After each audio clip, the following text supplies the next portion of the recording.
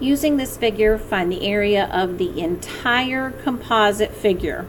Round to the nearest tenth. So we should already have information from the previous question about the area of our semicircle. So the area of the semicircle should be 19.2 cm squared. So now we're going to find this shape right here. This shape is a parallelogram, parallelogram. And its formula is A equals BH, just like a rectangle.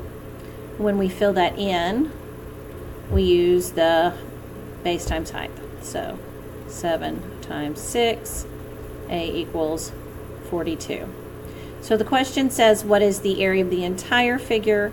So we have the 19 of the previous question, the 42 of this one. We need to line those up. So 19.2 plus 42. Make sure we remember our place value. And this should be 4, 5, 6, 61.2. And the answer is B.